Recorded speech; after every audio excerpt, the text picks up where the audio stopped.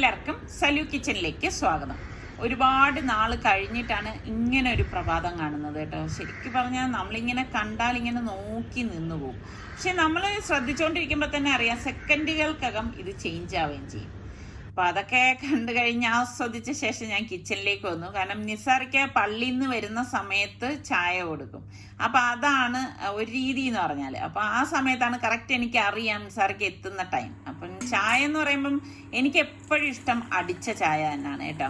ആർക്കെങ്കിലും കൊടുക്കാനാണെങ്കിലും നല്ല അടിച്ച് തന്നെയാണ് ചായ ഞാൻ കൊടുക്കണത്. അപ്പോൾ ഈ ചായ നമ്മൾ ഈ അടിക്കുക എന്ന് പറയുമ്പം അത് തണുക്കാൻ പാടില്ല. തണുത്ത് കഴിഞ്ഞാൽ എനിക്ക് ചായ ഇഷ്ടമില്ല കേട്ടോ. അപ്പം എനിക്കിതുപോലെ നല്ല ചൂടായിട്ട് അടിച്ച ചായ, അതിനൊരു പ്രത്യേക ടേസ്റ്റാണ്.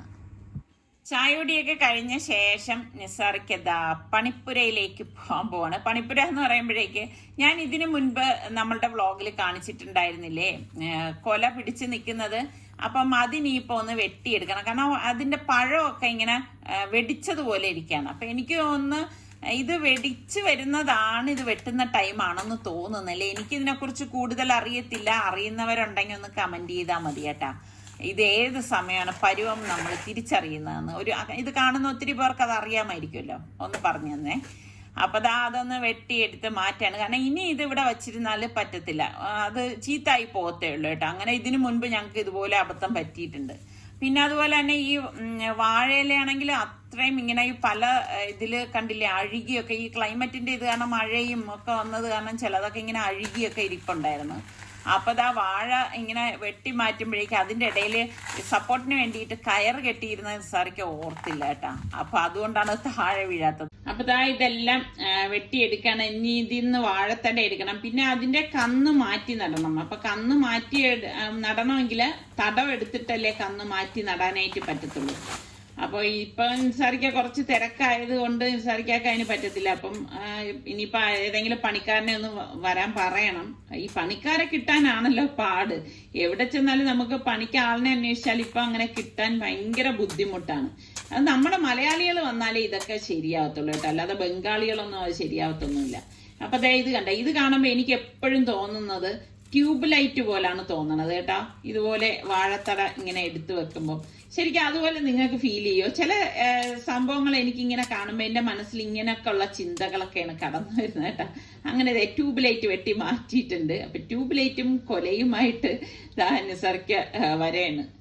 അങ്ങനെ നിസാറിക്ക ഇതൊക്കെ കൊണ്ടുവന്നതാ കൊല വച്ചിരിക്കുകയാണ്. അപ്പം ഇനിയിപ്പോൾ ഇത് പടലയാക്കി മുറിച്ചെടുക്കണം. ശരിക്കും ആ കൈയോടെ തന്നെ കൊണ്ടുവന്ന് ഇങ്ങനെ പടലയാക്കി ഇളക്കി വെച്ചിരുന്നാൽ ഇപ്പം നമുക്ക് ആർക്കെങ്കിലും ഒക്കെ കൊടുക്കണമെങ്കിൽ കൊടുക്കാം. അതല്ല നമുക്ക് പഴുപ്പിക്കാനുള്ള പീസുകൾ നമുക്ക് പഴുപ്പിക്കാനും വെക്കാൻ എളുപ്പമാണ്. അതല്ല ചില സമയം ഇതുപോലെ മടി വിചാരിച്ചിട്ട് ഇവിടെ കൊണ്ടുവന്ന് വയ്ക്കും കേട്ടാ. പിന്നെ ഈ പറഞ്ഞ മാതിരി ചിലതൊക്കെ വാടിത്തുടങ്ങും. അപ്പം അതുകൊണ്ട് ഇപ്പം അങ്ങനെ ചെയ്യാറില്ല. കൊണ്ടുവന്നിടം തന്നെ ഇതുപോലെ ഒന്ന് പടലകളാക്കി ഇളക്കിയെടുക്കും.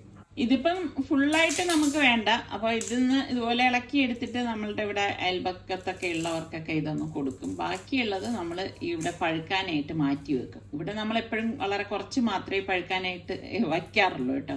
അപ്പോൾ കണ്ട ചിലതൊക്കെ വിളഞ്ഞു വരുന്നതാണെന്ന് തോന്നുന്നു. അത് വെട്ടിയെടുക്കുമ്പോൾ തന്നെ കളറാ വ്യത്യാസം കാണുമ്പോൾ മനസ്സിലാവും. പിന്നെ നമ്മളുടെ വീട്ടിലുണ്ടാവുന്നതിനൊരു പ്രത്യേകതയും കൂടിയാണല്ലോ.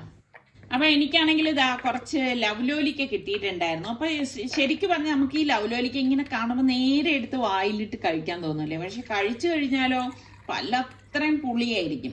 അപ്പൊ ഞാൻ വിചാരിച്ചു ശരി എന്നാ ഉപ്പിലിടാമെന്ന് എഴുതിയിട്ട് വെറുതെ ഉപ്പിലിടുന്നത് കേട്ടോ. ഇതുപോലെ തിളപ്പിച്ചാറിയ വെള്ളവും ഉപ്പും കൂടി ഇട്ടിട്ട് ഇതുപോലെ നിലക്കി കൊടുക്കുക. എൻ്റെ കയ്യിൽ സത്യം പറഞ്ഞാൽ പച്ചമുളക് ഇല്ലായിരുന്നു കേട്ടോ.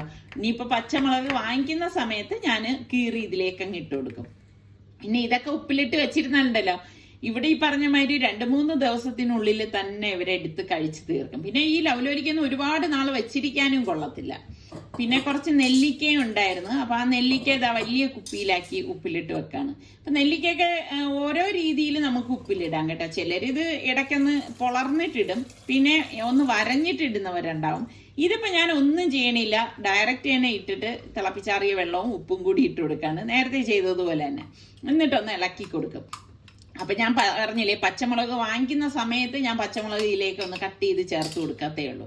അപ്പൊ ഇത് ഈ വലിയ നെല്ലിക്കാകുമ്പോൾ കുറച്ച് ദിവസം ഇരിക്കുമ്പോഴാണ് അതിൻ്റെ ആ ഒരു പരുവത്തിൽ എത്തുന്നത് കേട്ടോ. അപ്പൊ എളുപ്പമാണ് ഉപ്പിലിടലൊക്കെ ഉണ്ടാക്കാനായിട്ട്. പക്ഷെ നമ്മളിങ്ങനെ ചിലപ്പോൾ മടി തോന്നിയിട്ട് ഇതൊന്നും ചെയ്യൂല കേട്ടോ.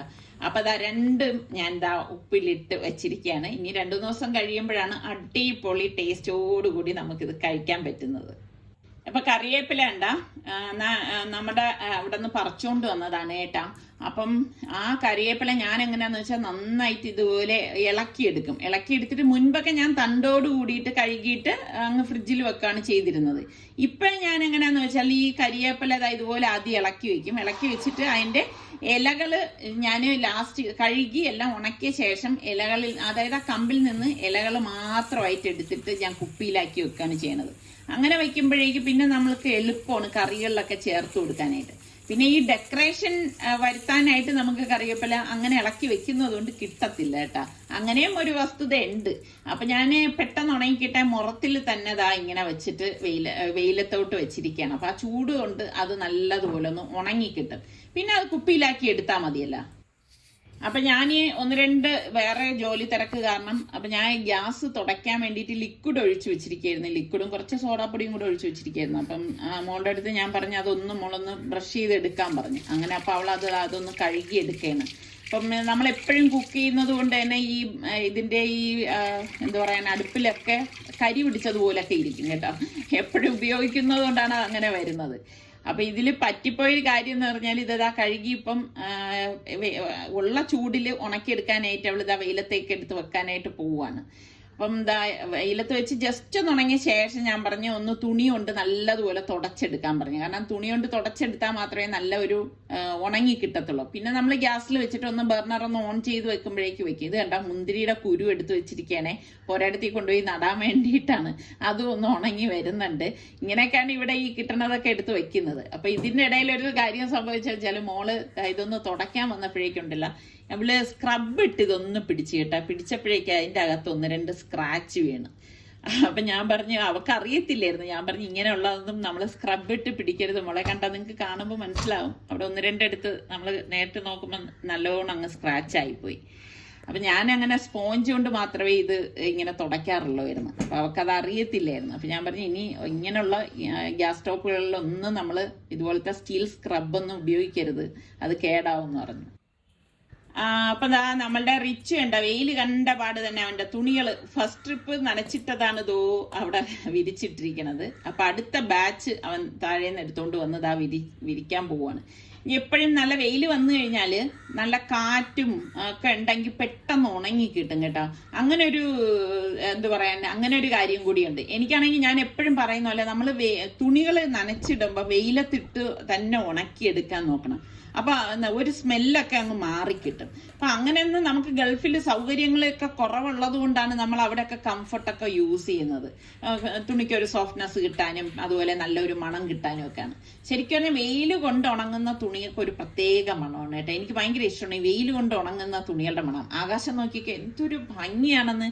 ഇതാണ് ഇവിടുത്തെ ഒരു കാഴ്ച എന്ന് പറഞ്ഞു കഴിഞ്ഞാൽ കേട്ടോ. എത്ര കണ്ടാലും നമുക്ക് മതി വരത്തില്ല. എനിക്കാണെങ്കിൽ ഞാൻ ഈ ചില സമയം നല്ല വെയിലും കൊണ്ട് ഈ കാഴ്ചകൾ കാണാനായിട്ട് ഇങ്ങനെ നിൽക്കും. ഭയങ്കര ഇഷ്ടമാണെന്നേ.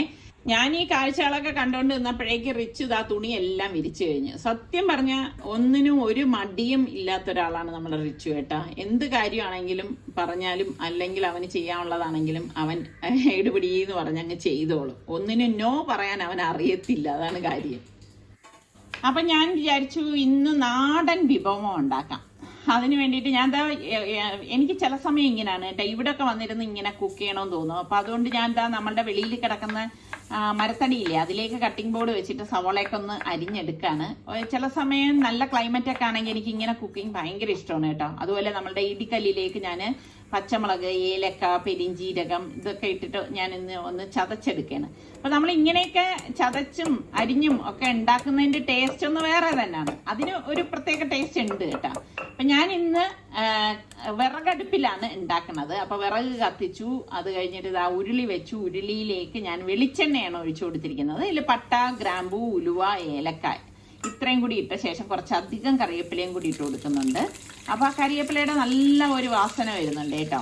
അപ്പൊ ഞാൻ കുറച്ചുകൂടി കരിവേപ്പില ഇട്ട് കൊടുത്തു. അത് കഴിഞ്ഞ് ഇഞ്ചി വെളുത്തുള്ളിയും ചതച്ചതും പിന്നെ നമ്മൾ ഈ ചതച്ച് വെച്ചിരിക്കുന്ന പച്ചമുളകിന്റെ കൂട്ടില്ലേ അതും കൂടി ഇട്ടിട്ട് ഒന്ന് മൂപ്പിച്ചു കൊടുക്കാണ്. അതിനുശേഷം ഞാൻ ഈ അരിഞ്ഞു വെച്ചിരിക്കുന്ന സവാള ഇതിലേക്ക് ഇട്ടിട്ട് എല്ലാം കൂടി ചേർത്ത് നന്നായിട്ടൊന്ന് വഴറ്റി കൊടുക്കാം. ഇതുപോലെ ഒന്ന് വഴറ്റിയെടുക്കണം. വഴറ്റിയെടുത്ത ശേഷം നമുക്ക് ഇനിയിപ്പം ഞാൻ ഇതൊന്ന് മൂപ്പിച്ചെടുത്തിട്ടാണ് നമ്മൾ ഇതിലേക്ക് തക്കാളി ചേർത്ത് കൊടുക്കുന്നത്. അപ്പം ഞാനൊരു 4 തക്കാളി ഇതിലേക്ക് എടുത്തിട്ടുണ്ട്. അപ്പം നല്ല കളറുള്ള ചുവന്ന പഴുത്ത തക്കാളിയാണ് ഞാൻ ഇവിടെ എടുത്തിരിക്കുന്നത്. കളറുള്ള തക്കാളിയൊക്കെ ആകുമ്പം ആ കറിക്കും നല്ല ഒരു കളർ കിട്ടും കേട്ടോ. അപ്പോൾ നമ്മൾ സവാളയിലേക്ക് മഞ്ഞൾപ്പൊടി 1 ടേബിൾ സ്പൂണ്, 2 ടേബിൾ സ്പൂൺ മുളക് പൊടി, 1.5 ടേബിൾ സ്പൂൺ മല്ലിപ്പൊടിയും, അതുപോലെ തന്നെ 1/2 ടേബിൾ സ്പൂണോളം കുരുമുളക് പൊടി, 1/2 ടേബിൾ സ്പൂണ് ഗരം മസാല പൊടി, പാകത്തിനുള്ള ഉപ്പ്, ഇത്രയും കൂടി ചേർത്തിട്ട് നന്നായിട്ടൊന്ന് വഴറ്റി കൊടുക്കാം. അപ്പം അടുപ്പായതുകൊണ്ട് തന്നെ ഞാൻ നേരത്തെ പറഞ്ഞതുപോലെ പെട്ടെന്ന് റെഡിയായി കിട്ടും. അപ്പം ചൂട് ഇങ്ങനെ ചട്ടുകത്തിലേക്ക് പിടിക്കുന്നതുകൊണ്ടാണ് ഞാനൊരു തുണി വെച്ചിട്ട് ഇതൊന്ന് വഴറ്റിയെടുക്കുന്നത്. അപ്പോൾ അതിൻ്റെ ആ പച്ച ചുവയൊക്കെ മാറത്തക്ക രീതിയിൽ വഴറ്റിയ ശേഷം നമുക്ക് ചിക്കൻ പീസസ് ഇതിലേക്ക് ഇട്ടിട്ട് നല്ലതുപോലെ അടി ചേർത്ത് ഇളക്കി കൊടുക്കണം. മസാലയും ചിക്കനും ഒക്കെ കൂടെ നല്ലതുപോലെ ഒന്ന് യോജിച്ച് വരണം. അപ്പോൾ അതായത് അത് എല്ലാം യോജിച്ചതുപോലെ വന്ന ശേഷമാണ് നമ്മൾ ഈ അരിഞ്ഞു വെച്ചിരിക്കുന്ന തക്കാളി ഇതിലേക്ക് ചേർത്ത് കൊടുക്കുന്നത്. അപ്പം ഞാൻ പറഞ്ഞില്ലേ, നല്ല കളറുള്ള തക്കാളി ആകുമ്പോഴേക്കും നമ്മുടെ ഈ റോസ്റ്റും നല്ല കളറായിരിക്കും കേട്ടോ. പ്രത്യേകിച്ച് അടുപ്പിലുണ്ടാക്കുന്നതായതുകൊണ്ട് തന്നെ നല്ല ടേസ്റ്റ് ആയിരിക്കും. പെട്ടെന്ന് റെഡിയായി കിട്ടുകയും ചെയ്യും. അങ്ങനെയും കൂടി ഒരു ഉപകാരമുണ്ട് കേട്ടോ നമ്മൾ ആ കരിയടുപ്പിലൊക്കെ ഉണ്ടാക്കി എടുക്കുമ്പോഴേക്ക്.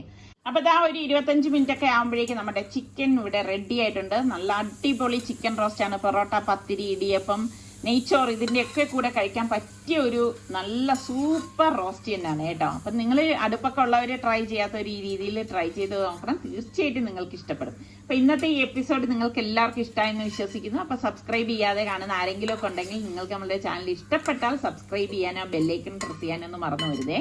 അടുത്ത നമുക്ക് നല്ല റെസിപ്പിയോ വ്ളോഗോ ആയിട്ടൊക്കെ കാണാം. അതുവരേക്കും എല്ലാവർക്കും ബൈ.